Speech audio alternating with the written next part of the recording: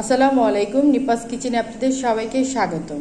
আজ আমি আপনাদের তৈরি করে দেখাবো খাসির মগজ ভুনা। খাসির মগজ ভুনা করতে আমার কি কি উপকরণ লাগছে চলো যে দেখি। এখানে আমি খাসির মগজ নিয়েছি 3টা, ধুয়ে পরিষ্কার করে ছোট ছোট টুকরো করে নিয়েছি।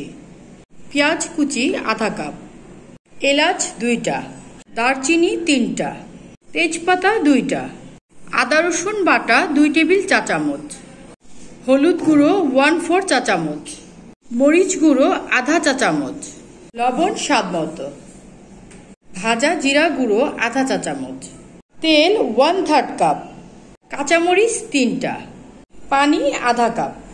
চলুন তাহলে আমরা শুরু করি। প্রথমে চুলায় আমি একটা কড়াই গরম দিয়ে দিয়েছি। কড়াইটা গরম হওয়া পর্যন্ত আমি অপেক্ষা করছি। কড়াইটা গরম হয়ে গিয়েছে, এখন আমি কড়াইয়ের মধ্যে তেল দিয়ে দিচ্ছি। তেল দিয়ে আমি এখন পেঁয়াজ দিয়ে দিব। পেঁয়াজ দিয়ে আমি ভাজতে থাকবো। আমি এখানে সরিষার তেল দিয়ে রান্না করছি, আপনারা চাইলে সয়াবিন তেলও ইউজ করতে পারেন।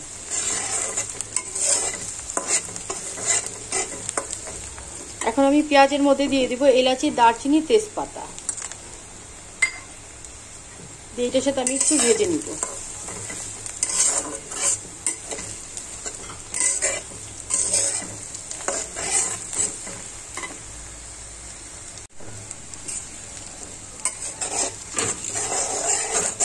পেঁয়াজটা ভাজা হয়ে গিয়েছে, এখন আমি পেঁয়াজের মধ্যে দিয়ে দিচ্ছি পানি।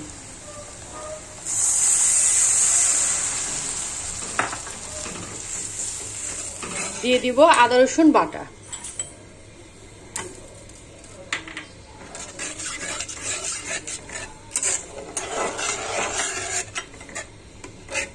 দিয়ে দিব হলুদ,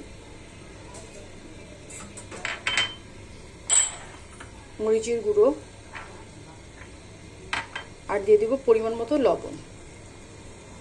দিয়ে আমি ভালো করে নেড়ে কষিয়ে নিচ্ছি।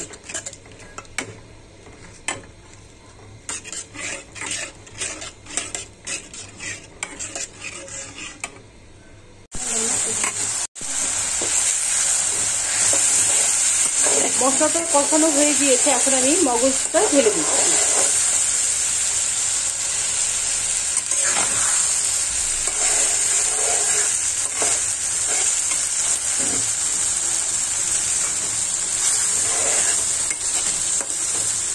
দিয়ে দিব কাঁচামরিচ,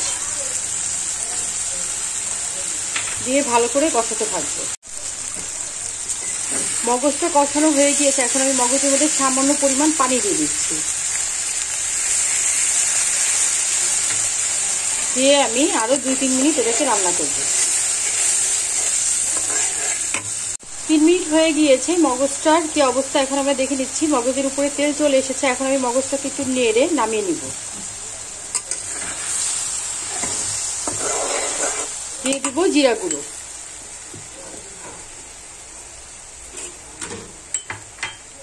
একটু নেড়ে নামিয়ে নিচ্ছি। মগজটা আমি এখন নামিয়ে নিব। মগজগুলোকে আমি একটা ডিশে ঢেলে নিয়েছি। তৈরি হয়ে গেল খাসির মগজ ভুনা। আমার রেসিপিটি যদি আপনাদের ভালো লেগে থাকে তাহলে অবশ্যই লাইক, কমেন্ট, শেয়ার করবেন। আর যারা এখন পর্যন্ত আমার চ্যানেলটি সাবস্ক্রাইব করেননি তারা অবশ্যই সাবস্ক্রাইব করবেন। ধন্যবাদ।